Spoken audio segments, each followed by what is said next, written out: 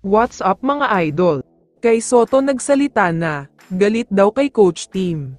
Pero bago mo sana ipagpatuloy ang panonood mo, ay huwag mong kalimutan na mag-subscribe bilang suporta sa aking YouTube channel. Maraming salamat idol.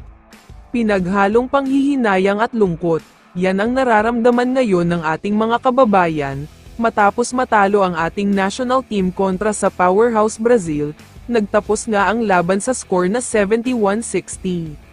Malaki ang panghihinayang ng mga fans, dahil nagkaroon ng perfect start ang Gilas, kung saan tinambakan na nila ng 10 puntos ang Brazil. Akala nga ng lahat ay magtutuloy-tuloy na ang pag-arangkada ng Gilas dito. Pero habang tumatagal, mas pumapangit ang laro ng mga Gilas players, dahil sa second quarter ay medyo naubos na ang kalamangan nila. Ang 10-point lead kasi ay biglang bumaba na lang sa 4 na puntos na kalamangan. Pero sa pagpasok ng third quarter, naramdaman ng Gilas ang higpit ng depensa at bagsik ng opensa ng Brazil. Gumawa kasi ang mga ito ng 14-0 run, walang kahit anong naisagot ang Gilas dyan kundi ang kanilang mga turnovers. Kapag ganito nakapangit ang takbo ng laro ng isang team, ano pa nga ba ang aasahan nating lahat kundi ang pagkatalo? Kaya naman wala na talagang nagawa pa ang Gilas para makabalik, kaya tinalo na sila ng Brazil.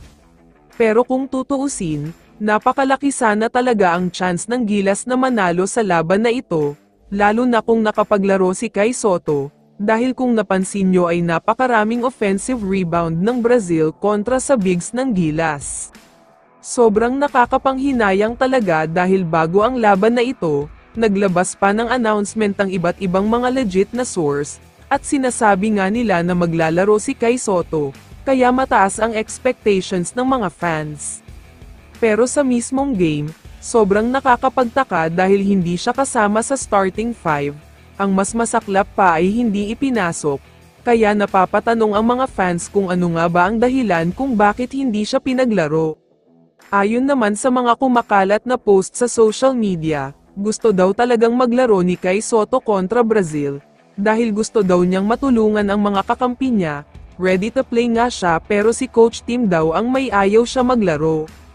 Hindi ako sigurado kung totoo nga bang sinabi ni Kai Sotto ito, pero sobrang nakakapanghinayang talaga dahil kung nakapaglaro siya, baka umabante pa sila sa finals, kaya malaking what if talaga kung pinaglaro siya ni Coach Tim.